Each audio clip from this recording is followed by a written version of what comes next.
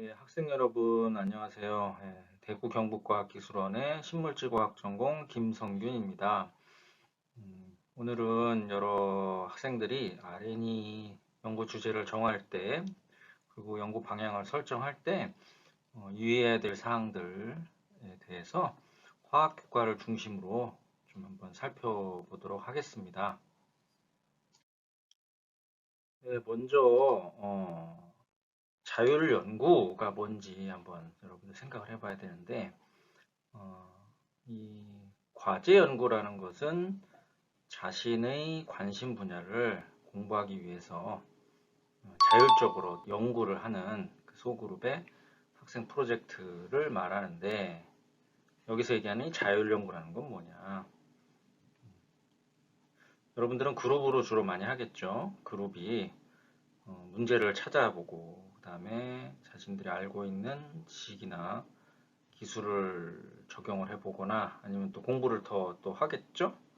지식을 또 습득을 하면서 이 문제 해결 방안을 찾아보는 어떤 전체적인 일련의 과정이다 라고 우리가 얘기를 하는데, 그래서 여러분들이 RNA 자율 연구를 하면서 주로 이제 하는 과정이 이런 거예요. 어떤 주변이나 어떤 관련된 문제를 찾아보고 그 문제의 해결 방안을 제시해보는 그런 식으로 과제 연구가 구성되어야 된다 하는 겁니다. 그리고 또 주로 자기가 자신들이 이제 주제를 고안을 해야겠죠. 그 다음에 이제 뭐 지도 교수님이나 지도 교사 선생님과 함께 이런 과정을 진행하면서 전공이나 앞으로 어떤 진로를 가져갈 거냐 요구하고 아주 중요한 관련이 있고, 그 다음에 이 자율 연구는 결과적으로 이게 제일 이제 중요한데요. 이런 일련의 연구 과정을 처음부터 끝까지 한번 쭉 1년 동안 경험을 해보면서 과학자라는 게 뭐냐라는 그런 것들도 한번 익혀보고, 그 다음에 이런 적성 진로도 고민하고 하면서 어, 과학자는 어떻게 사회의 문제점을 인식하고 해결해야 되느냐 이런 것들을 생각해 볼 수 있는, R&D가 Research and Education이잖아요. 그래서 연구 활동을 하는 과정에서 여러분들이 뭘 배우는 그것을 가장 중요하게 생각한다라는 겁니다. 그러니까 새로운 어떤 되게 최신의 연구를 한번 경험해보는 이런 것도 중요하지만 실제로는 그 과정을 통해서 여러분들이 무엇을 배웠는가 하는 게 최종 평가에서도 아주 중요한 관점이 돼요. 그러니까 여러분들이 최대한 많이 배울 수 있는 그런 주제를 선택하는 것이 중요하다라는 겁니다.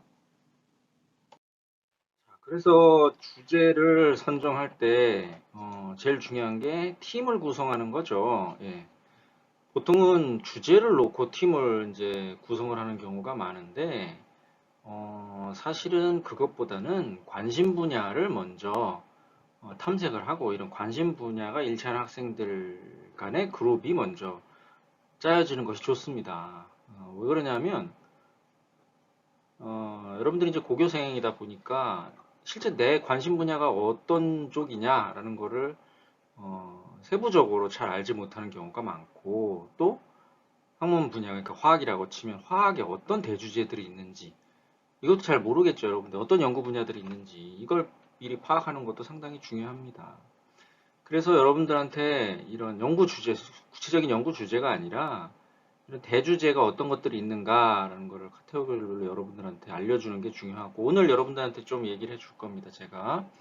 그래서 이에 따라서 학생들이 이제 그룹을 먼저 구성하는 것이 좋다라는 겁니다.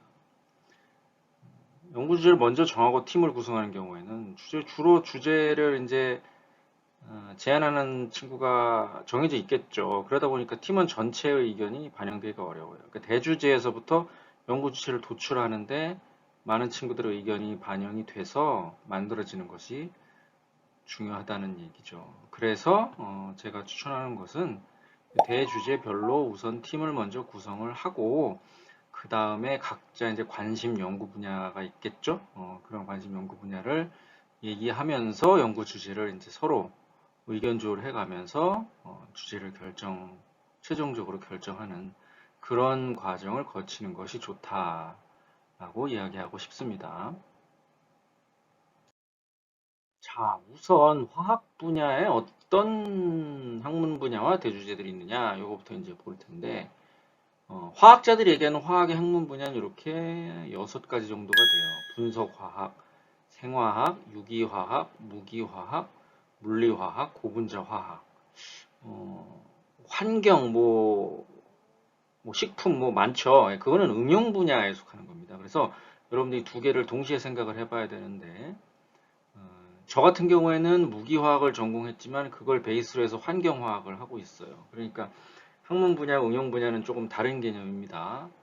학문 분야에서는 분석화학, 생화학, 유기화학, 무기화학, 물리화학, 고분자 화학이 있고, 응용 분야에는 뭐 농업도 있고, 식품도 있고, 천체화학, 뭐 지질학, 나노화학, 그다음에 물과 관련된 뭐 학문, 뭐 생활용품, 섬유 다양하게 많이 있는데, 뭐 기회가 되는 대로 요 학문 분야를 중심으로 해서 제가 쭉 한번 언급을 해볼게요. 그런데 여러분들이 이제 대주제를 선정할 때는 이 응용 분야 쪽에서 생각하는 것이 좋을 것 같습니다. 학문 분야는 아직 배우지도 않았거니와 여러분들이 너무 덩어리가 커요. 그래서 내가 뭐 색소나 염료 뭐 이런 쪽의 응용성에 대해서 한번 좀 연구를 해보고 싶다든지 소재 혹은 뭐 비누나 뭐 이런 생활용품 뭐 섬유, 파이버 뭐 이런 거 아니면 환경과 관련된 물 뭐 이런 식으로 주제를 좀 응용 분야 쪽에서 대주제를 정해서 관심 분야가 비슷한 그런 친구들끼리 먼저 그룹핑을 해보는 게 유리할 것 같습니다. 우선 분석화학이 뭔지 한번 얘기해 볼게요. 분석화학은 실제로는 화학 전공자들한테 가장 인기 있는 학문 영역이에요.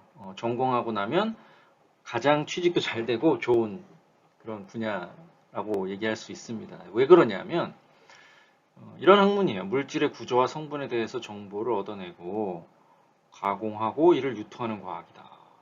그래서 쉬운 말로 이제 얘기하면 어떤 물질인지 얼마나 있는지 이걸 분석해내는 그런 그러니까 상당히 되게 중요합니다. 여러분들이 뭐 예를 들어 외국에서 장난감을 어떤 사람이 수입을 한다 그러면은 이제 그 인증을 받아야죠. 이 유해 물질이 있는지 없는지 뭐 이런 것들이 다 분석화학에 속하는 그런 것들이라고 할 수 있어요. 뭐 식약청이라든지 뭐 식품이 안전한지 유해 물질은 없는지 뭐 다양한 영역에서 환경 쪽에서도 그렇고 다양한 영역에서 분석화학이 많이 사용이 됩니다. 뭐 아니면 뭐 예를 들어 주유소에서 뭐 가짜 기름을 썼는지 이제 분석을 해야죠. 그런 것들이 다 이제 분석화학에 속해요. 그래서 분석화학이 사용되는 분야가 매우 많습니다. 어떤 분야들이 있느냐 다음 페이지에서 한번 봅시다. 그래서 분석화학은 어디서 응용되느냐? 석유, 천연가스, 공기, 물, 금속, 광물, 천연 자원들이죠. 이런 자원들을 가공해서 원료 제품을 생산하는 모든 산업 분야, 종합적인 화학 산업에서 안 쓰이는 곳이 없어요. 분석화학은.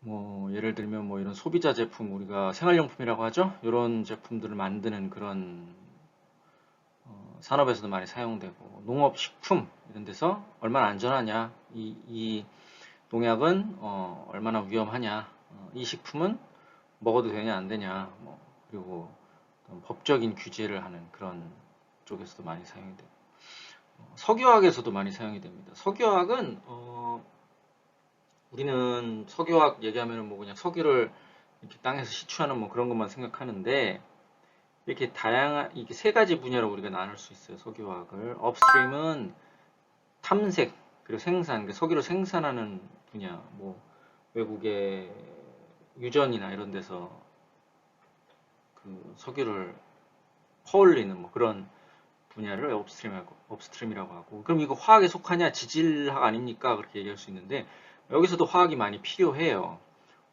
이 유전의 이 원유의 성분은 어떻게 되느냐, 이게 부가가치가 크냐 작냐, 얼마만큼 존재하느냐, 뭐 이런 것들 다 화학적인로 우리가 분석을 한단 말이죠. 그래서 그런 분야를 업스트림이라고 하고, 미드스트림은 이제 운송 뭐 이런 것들을 미드스트림이라고, 그렇게 크진 않아요. 다운스트림이 우리나라가 이제 강점이 있는 분야죠. 우리나라에서의 석유화학은 주로 다운스트림, 그러니까 석유를 가공해서 뭔가 만드는 거.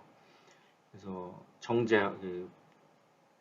정제하고 그다음에 가스 뭐 그리고 또 석유화학 제품들 뭐 여러분들 생각하는 플라스틱이나 뭐 주유소에서 파는 기름이나 뭐 이런 것들을 다 화학적으로 처리를 해서 만드는 이걸 석유학 분야라고 얘기하는데 이런 석유학 분야의 분석 화학이 아주 큰 위치를 차지하고 있는데 이런 분야에서도 활용이 된다.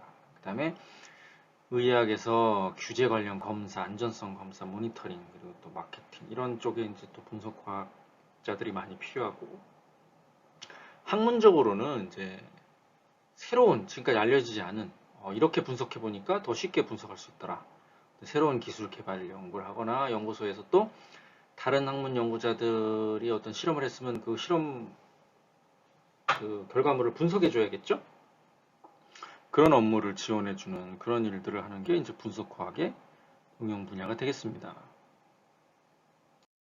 자, 그 다음에 이제 생화학을 들 수가 있는데 생화학은 생체 내 주로 사람이겠죠. 사람이 아닌 동물들도 뭐 포함을 합니다. 혹은 뭐 식물도 마찬가지예요.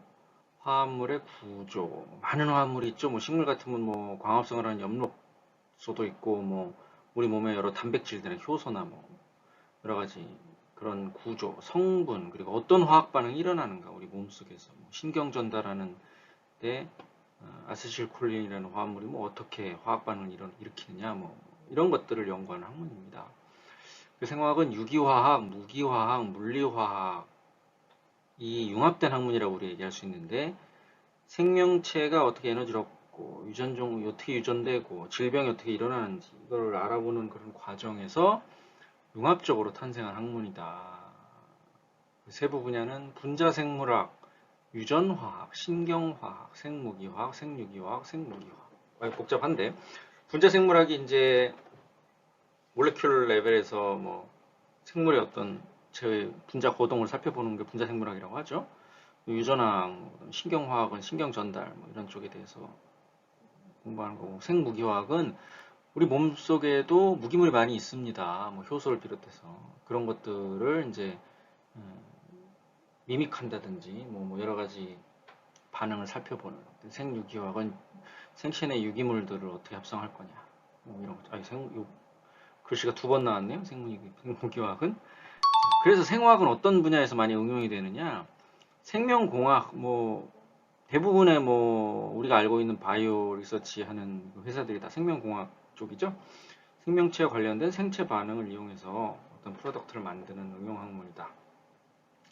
유전공학, 그다음에 세포 조직공학, 뭐 인공뼈를 만든다든지, 뭐 사람이 뭐 귀가 이게 잘못해서 떨어져 나가면 귀를 다시 재건해줘야 되죠. 뭐 그런 조직공학이라든지 유기화학과 상당히 많은 관련이 있고, 그래서 우리가 뭐 헬스케어 이런 표현 많이 씁니다. 농업, 비식용 농업 제품, 뭐 우리가 비식용 농업 제품이라면은 뭐 가구 같은 거, 나무 뭐 이런 것들이 이제 비식용 농업 제품의 가장 대표적인 그런 프로덕트죠. 환경 뭐 이런 쪽에 생명공학이 이제 활용이 많이 되고, 그다음에 의학학은 뭐 옛날에는 주로 이제 약품을 개발하고 요즘 뭐 코로나 때문에도 또 제약회사들이 되게 각광을 받고 있죠. 근데 메디컬 디바이스를 포함하기도 합니다. 뭐 예를 들어 뭐 전자코를 통해서 뭐 뭔가 질병을 판단한다든지 아니면은 뭐 우리 몸에 뭐 인공 심장 박동기를 뭐 설치한다든지 뭐 이런 것들을 다 포함하고 얘기하기도 해요. 좁게 넓게 얘기할 때는 이런 것들을 통틀어서 우리가 의학학이라고 얘기하는데 레귤레이션을 많이 받습니다. 잘못하면 사람이 죽으니까 레귤레이션을 많이 받고 연구소나 학교에서는 그럼 어떤 분야를 연구하냐 이런 관련된 기초 연구를 많이 수행을 해요.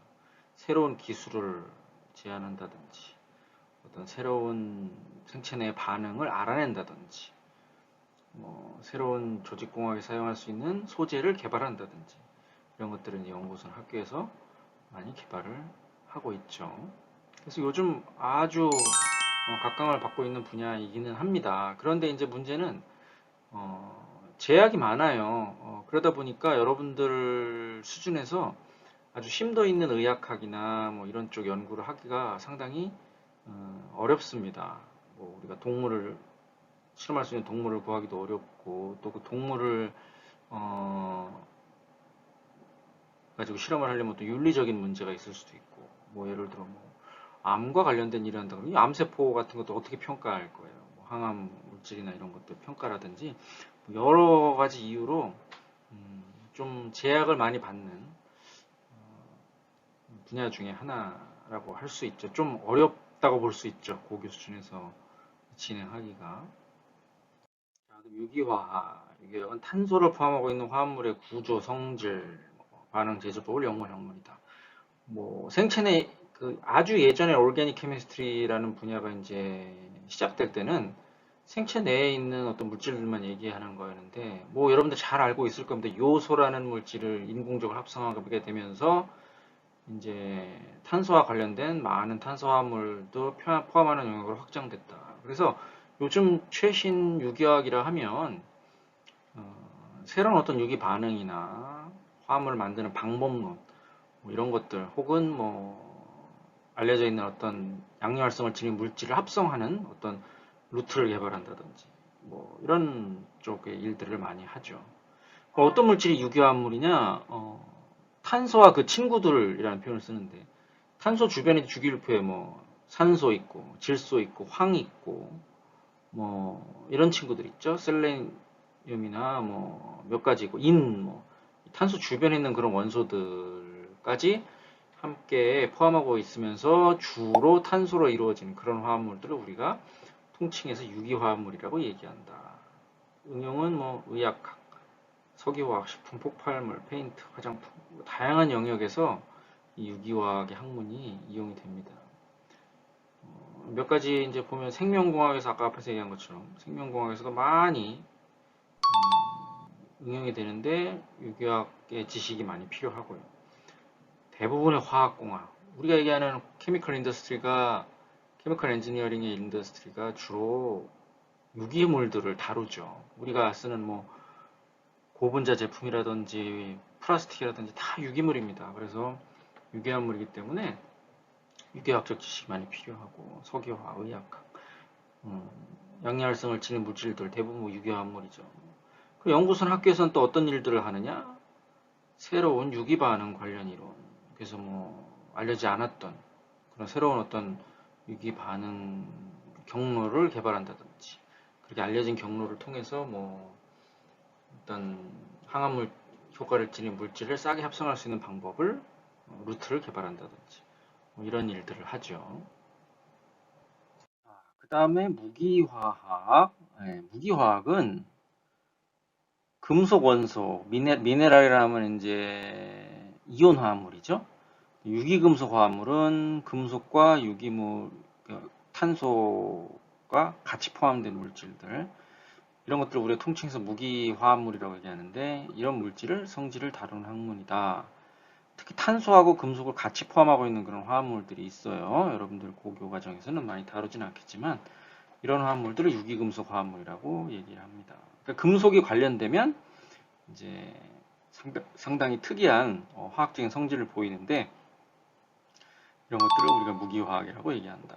유기화학은 여러 분야에서 이제 응용이 되는데, 환경과학, 화합물들 환경에 대한 영향을 연구한다. 섬유 고분자공학, 플라스틱을 만드는 어떤 촉매를 제조한다든지, 인공섬유를 만든다든지, 자연섬유를 가공한다든지, 뭐 이럴 때 금속들이 많이 필요한데, 금속 원소들이 이럴 때 뭐 활용이 되기도 하고, 그다음에 모든 반도체 제품을 개발하는 데 있어서 무기화학이 기본적인 어떤 그 베이스가 되는 학문 영역이 되겠습니다.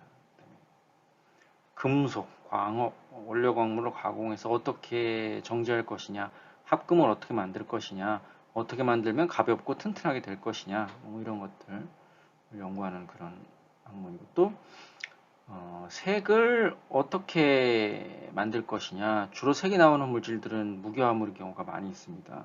왜냐하면 유기색소는 몸에 안 좋은 경우가 많아요. 그래서 이 페인트, 코팅 색소 이런 것들을 무기물로 만들려는 그런 노력을 많이 하고 있습니다. 무기화학은 이런 학문이다라고 얘기할 수 있고요. 예, 그 다음에 이제 물리화학. 물리화학은 좀 상당히 물리하고 비슷한 영역이겠죠? 그래서 물질이 분자, 원자 수준 아주 미립자죠? 이런 수준에서 어떻게 거동하는지 연구하는 학문 분야다. 물질이 만들어지는 이론을 제안하는 등 소재화학과 밀접한 관련이 있다고 그랬는데 상당히 원론적인 원리를 탐구하는 학문 분야이면서도 응용학문하고 큰 관련이 있습니다. 예를 들어 최근에 또 우리나라의 그 어떤 화학하시는 분들이 금속이나 이런 물질이 아주 작은 그 결정화될 때 작은 핵을 결정 핵을 어떻게 만들어지느냐 요거를 연구를 하셔가지고 또 최근에 아주 좋은 이론을 밝히셔가지고 논문을 내신 걸로 아마 여러분들 관심 있는 분들은 언론 보도를 통해서 보셨을 텐데 그런 분야들 중에 분야가 다 이제 물리화학에 속합니다. 그래서 물리화학은 소재화학, 즉 이런 물질은 이런 성질을 가질 거야. 그리고 또 연료전지나 뭐 전자회로나 이런 데서 좋은 이런 성질이 필요한데 그런 성질을 가지려면 물질을 이런 구조로 만들어야 돼. 이런 것들을 이제 물리학자들이 이제 다들 연구하고 있죠. 그리고 또 의학화학에서도 분자 수준에서 요 화합물이 생체 내에 들어가면 어떻게 움직일 거냐, 어떤 반응을 할 거냐 이런 것들을 계산하고 시뮬레이션에서 이런 구조로 만드는 게 좋겠다라든지 이런 것들을 연구하는 게 물리학의 분야다. 그래서 이제 물리학자가 연구소나 학교에서는 또 어떤 일을 하느냐? 물질의 거동에 대한 이론을 연구하시는 분들도 많아요. 실제 실험하시는 분들도 많고. 그다음에 또 물리학의 핵물질. 그러니까 우리가 보통 화학에서는 이제 전자단위, 그러니까 핵이 아니라 전자단위의 움직임만 주로 살펴보는데 물리학에서는 핵물질 관련 연구도 같이 하는 경우가 있습니다. 이런 좀 아주 원론적인 그런 학문 분야 중에 하나라고 볼 수 있죠. 고분자 화학은 고분자를 연구한 학문이에요. 그래서 단량체, 모노머라고 얘기하죠. 로부터 만들어진 거대 분자, 마크로몰레큘즈라고도 우리가 얘기합니다. 폴리머라고도 하고 마크로몰레큘즈라고도 하고 이런 학문을 총칭합니다. 그래서 단량체를 어떻게 설계할 거냐. 단량체의 구조에 따라서 이제 폴리머의 성질이 결정될 테니까. 그 다음에 그런 단량체를 어떻게 중합할 거냐. 어떻게 마크로몰레큘을 만들 거냐. 뭐 이런 모든 영역을 포괄합니다. 그리고 또 폴리머를 어디서 쓸 수 있을 거냐. 다양하게 우리가 이제 얘기해요. 그래서 특히 화학의 다른 영역과는 다르게 화학의 다른 영역은 다 분자 단위에서 우리가 얘기를 하죠. 화합물을 가지고 얘기하는데 폴리머는 그것과는 다르게 거시적인 성질까지 직접 컨트롤할 수 있다. 폴리머의 구조에 따라서 거시적인 성질이 결정이 된단 말이죠. 녹는 점이 몇 도인지, 몇 도에서 말랑말랑해지는지, 이게 상온에서 딱딱한지 아니면 고무의 성질을 가지는지 이런 것들을 다 조절할 수 있기 때문에 아주 독특한 학문 영역이라고 할 수 있습니다. 그래서 여기 또 오타가 났네요. 고분자 화학입니다. 이 고분자 화학의 응용 분야는 플라스틱 접착제. 접착제도 사실은 고분자예요. 합성 섬유, 우리가 입는 옷들, 섬유, 합성 섬유, 그다음에 고무, 실생활과 밀접하게 관련 이런 물질들을 개발하는 이런 분야, 농업, 식물 원료 기반 고분자 물질, 식물 원료를 가지고도 폴리머를 많이 만드는 경우가 있어요. 뭐 예를 들어 녹말이라든지 여러분들 알고 있는 셀룰로스, 뭐 단백질 이런 것들이 다 식물 원료 기반 고분자 물질이죠. 대체 에너지, 전도성 고분자, 유기 태양 전지 이런 것들도 폴리머를 어떻게 설계하느냐에 따라서 태양빛을 받아서 그걸 전기 에너지로 바꿔주는 그런 성질을 가진 고분자들도 있습니다. 그래서 응용 분야가 많죠. 생명공학, 유전물질, 단백질, 탄수화물, 생체 고분자 이런 것들을 연구하는 학문. 그 다음에 생분해성 고분자나 플라스틱을 어떻게 재생해 사용할 거냐 이런 그린 케미스트리 요즘 아주 주목받고 있죠. 그 다음에 나노물질을 또 고분자를 이용해서도 만들 수가 있어요. 금속 나노 입자만 만드는 게 아니라 폴리머를 가지고도 나노물질을 만들 수가 있는데 이런 것들을 우리 나노화학의 영역에 속하기도 하고 그 다음에 석유화학에서는 또 이제 어떤 모노머를 어떻게 설계할 거냐, 어떻게 만들 거냐 이런 것들을 연구하는 그런 분야가 이제 고분자 화학이 되겠습니다. 이렇게 우리가 이제 그 화학의 학문 영역을 살펴봤는데, 학문 영역의 관심 분야도 여러분들이 중요한데, 일단 응용 분야에서 좀 비슷한 관심을 가지고 있는 친구들끼리 그룹을 하면 좋을 것 같아요. 왜냐하면 아까 말씀드린 것처럼 같은 응용 분야를 가진 여러 학문 영역이 많아요. 예를 들어 생명공학은 유기화학, 무기화학, 뭐 분석화학 다 적용이 되기도 하고, 나노화학도 마찬가지고요. 그래서 내가 뭐 응용 분야에서 어떤 분야, 농업에 관심이 있는지, 뭐 대체 에너지에 관심이 있는지, 나노에 관심이 있는지, 뭐 의학에 관심이 있는지, 뭐 이런 어떤 분야에 관심이 있는지가 상당히 중요하다. 연구 주제를 선정하는 과정에서. 그래서 아까 앞에서 맨 몇 페이지 전에서 제가 보여드렸던 화학의 응용 분야, 대표적인 응용 분야 10가지 정도 보여줬는데, 그걸 가지고 여러분들이 관심 있는 친구들끼리 먼저 모여보는 것도 좋겠다라고 이야기하고 싶습니다.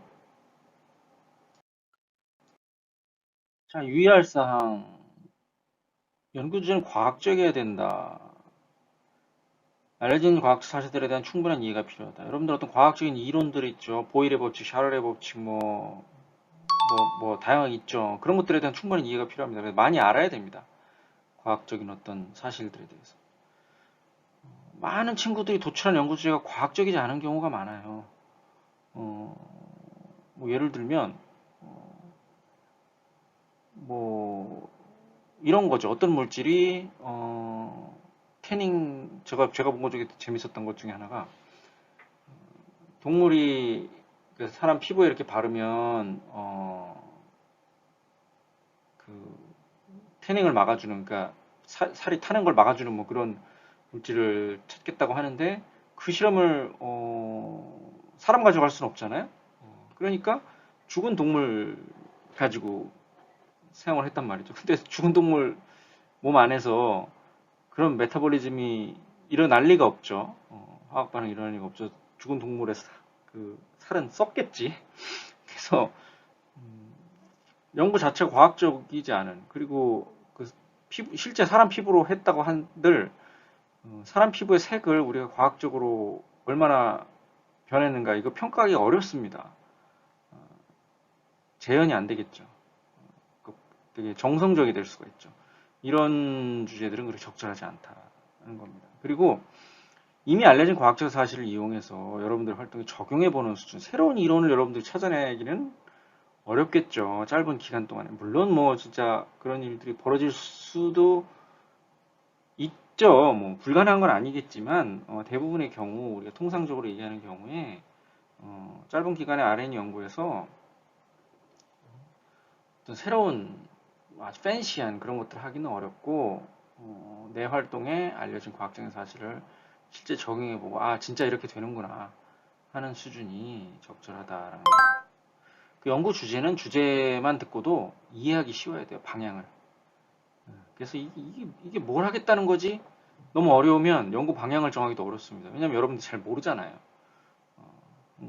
그런 화학적인 지식이 많지 않잖아요. 그래서 연구 방향을 쉽게 정하기 위해서라도 주제는 모두가 최소한 팀원들은 모두 이해를 할 수 있는 그런 내용이어야 되고 또 여러분들 수준에서 소화 가능한 이론을 해야 돼요.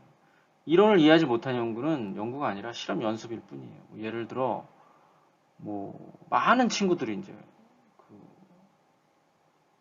한동안 제가 봤을 때 재밌었던 것 중에 하나가 나노물질이 되게 유행을 타고 또 태양전지 이런 것도 유행을 타니까 그 태양전지에 들어가는 어떤 물질을 합성하는 거, 뭐 나노물질, 나노입자 합성하는 거, 뭐 이런 걸 실험으로 했어요. 뭐 혹은 뭐 탄소 양자점을 만들었대.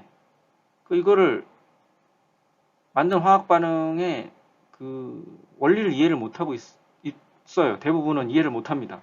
그래서 왜 그 화합물을 넣었더니 몇 나노, 5나노, 뭐 10나노 되는 탄소 양자점이 만들어졌냐 물어보면 대답을 못해요. 소화를 못한 거죠, 이론을. 결국에는 뭐 교수님이요, 혹은 조교님이 이 화합물로 실험을 하라고 그랬대. 그건 뭡니까? 그 연구가 아니죠. 그 연구가 아니라 그냥 실험 연습해 본 거예요. 실험 연습은 지식이 필요 없죠. 로봇도 할 수 있는 겁니다. 그런 식의 실험 혹은 연구 주제는 아무런 의미가 없다는 겁니다. 자, 그리고 접근 가능한 수준의 실험으로 결과를 도출할 수 있어야 된다. 아주 비싼 장비가 필요하거나 뭐 방문하는 대학 연구실에 있다면 뭐 사용할 수 있겠지만 대부분의 경우 그런 장비를 사용하게 되면 장비의 원리 자체를 여러분들이 이해를 못해요.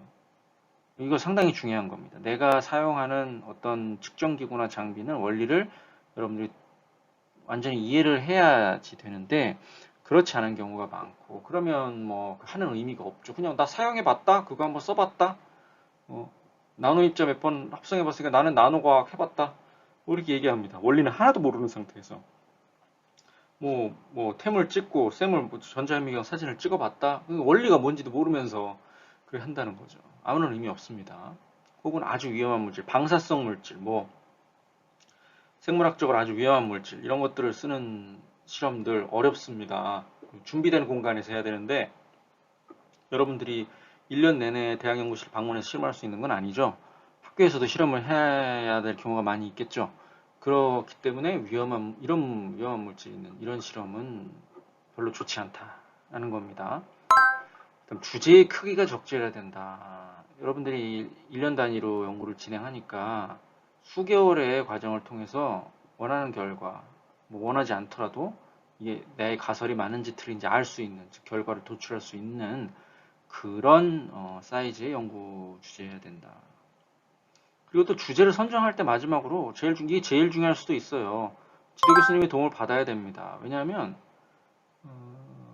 은근히 과학적으로 검증 가능한 연구 주제가 아닌 경우가 많아요.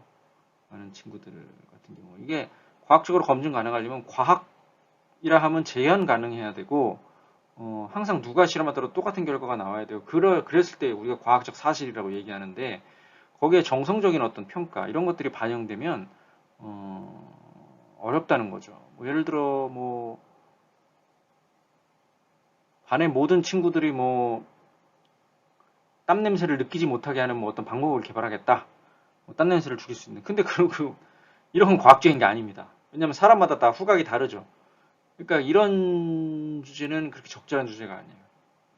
누구나 과학적으로 검증할 수 있는 그런 연구 주제인지 평가가 필요한데 그러려면은 과학자의 도움을 받아야 돼요, 여러분들이. 이게 과학적으로 검증이 되는 그 과학이냐, 사이언스냐, 요거를 여러분들이 스스로도 평가해 봐야겠지만 지도교수 혹은 멘토 혹은 지도교사님의 선생님의 도움을 받아서 평가하고 아니다라는 판단이 들면 좀 더 버릴 필요는 없습니다. 그걸 과학적으로 주제를 이제 바꿔야겠죠. 우리가 평가할 수 있는 방법을 통해서 과학적으로 검증할 수 있도록 주제를 구체화하는 그런 작업이 필요할 겁니다. 적절한 연구주의 제시, 이게 이전 이제 연구 주제 중에서 제가 좀 골라온 건데, 사실 뭐 다 적절하죠. 다 좋은 결과가 얻었으니까 다 좋은 평가를 받고 상을 받은 그런 주제들이겠죠. 보면 주변에서 쉽게 찾을 수 있는 소재를 쓰고 생활과 관련된 응용, 여러분들하고 아주 밀접한 관련이 있고 재미있고 문제를 만들고 그 문제를 해결하는 방법, 이런 것들도 식물 성장 효과, 식물의 이 피해약품 솔루션을 식물에 이제 넣고 배지에 넣고 키우면 되겠죠? 실험 설계가 그렇게 어렵지 않습니다. 그리고 또 환경 문제를 다루고 있거나 폐기물 재활용이라든지 뭐 이런 어렵지 않고 고교 수준에서 이론적으로 충분히 접근 가능하고 그리고 다양한 실험을 해볼 수 있으면서 뭐 분석 실험부터 뭐 합성 실험 뭐 여러 가지 실험들을 많이 해봐야지 여러분들이 배우는 게 많겠죠? 그런 식으로 해볼 수 있으면서 실험 자체가 어렵지 않고 안전하다. 뭐 방사성 물질을 다룬다든지 이런 일이 있으면 안 된다고 얘기했었죠. 그다음에 결론 도출이 어렵지 않다. 가설이 옳을 수도 있고 그럴 수도 있어요. 뭐 이제 실제 연구자 뭐 저나 뭐 이게 다른 교수님들이 보기에는 저거는 아니라고 나올 것 같은데라는 생각이 드는 주제도 많습니다. 맞지 않는 주제도 많아요. 뭐 상관없습니다. 가설이 아니다라는 걸 증명하면 그것도 여러분들이 이제 과학적인 사실을 알아내는 거죠. 옳다 아니다가 중요한 게 아니라 확인이 가능하냐, 이게 상당히 중요합니다. 그래서 이런 주제들로 선정을 해야 된다라는 거죠. 자, 이거는 이제 화학뿐만 아니라 전체적으로 할 수 있는 얘기인데, 이렇게 연구 주제를 세웠으면 여러분들이 이제 이런 단계를 거쳐서 연구 방향을 설정해야 돼요. 자료 수집, 선행 결과를 잘 조사하고, 실제 현상을, 우리가 이제 문제점을 디파인 하려면 현상을 잘 관찰해야 됩니다. 그래서 가설을 만들어야 돼요. 제시한 문제를 해결할 수 있는 가설을. 이렇게 하면 이렇게 개선이 될 거다. 이런 걸 투입하면 이렇게 바뀔 거다. 그거를 증명하기 위한 실험을 설계해야 되는데, 이 실험 설계가 이제 중요해요. 그리고 실험을 진행하는데 실험 진행을 잘해야 됩니다. A라는 사람이 있을 때 B라는 사람이 있을 때 실험 결과가 다르게 나오면 이거 문제가 있는 거예요. 재현 가능하도록 실험을 해야 되고, 그 실험 결과 가설과 비교를 해서 실험 결과가 적절하지 않으면 가설을 반증하는 결과가 나왔다가 그게 문제가 아니라 가설이 증명이 안 될 겁니다. 대부분의 경우 첫 번째 실험 설계로 가설이 증명이 안 돼요. 맞는지 틀린지 알 수가 없어요. 그래서 가설도 개선해야 되고 실험 설계도 다시 해야 됩니다. 몇 번 그걸 반복해서 우리가 최종적으로 가설과 그 가설을 증명할 수 있는 실험이 완성이 되는 거예요.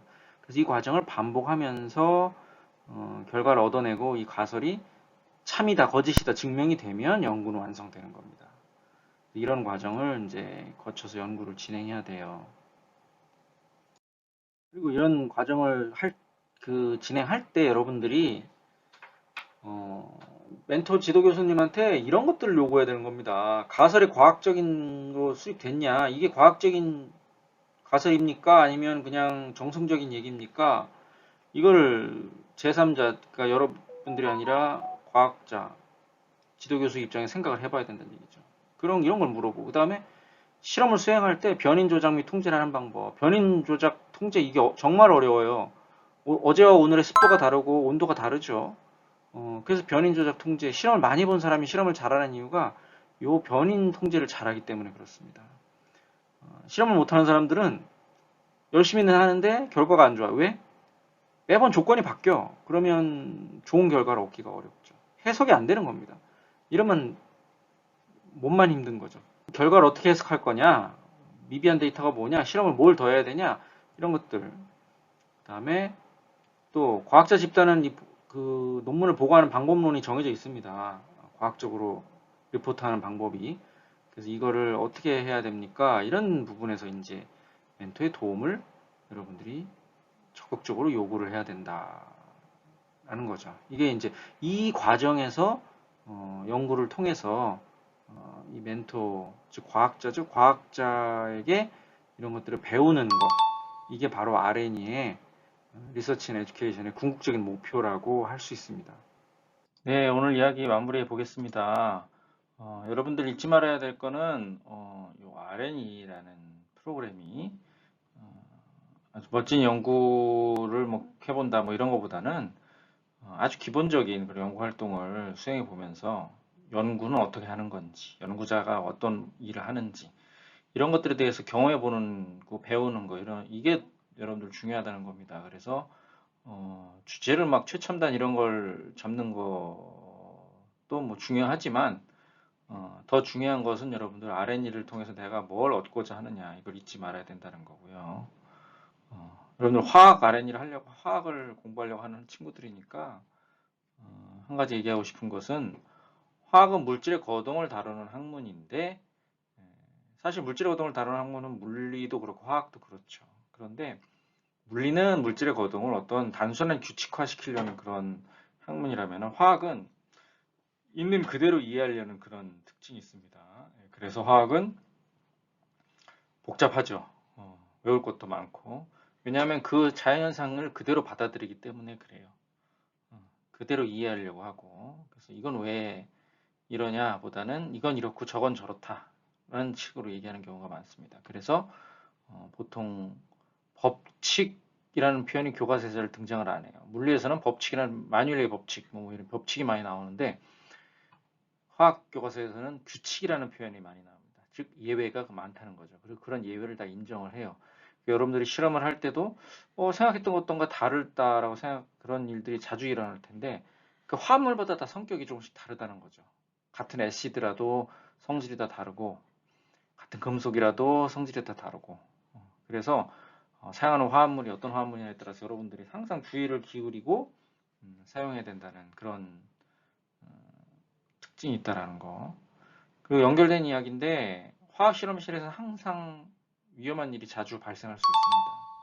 뭐 여러분들 유리기구를 사용하기 때문에 유리기구가 깨지면서 다칠 수도 있고, 뭐 시약을 뭐 그렇게 위험한 걸 쓰지는 않겠지만 잘못 흡입하면은 몸에 문제가 생길 수도 있고, 그래서 안전하게 실험하는 방법을 배우는 것도 상당히 중요한 R&D의 목적 중에 하나다라는 걸 여러분들 잊지 않으셨으면 좋겠습니다.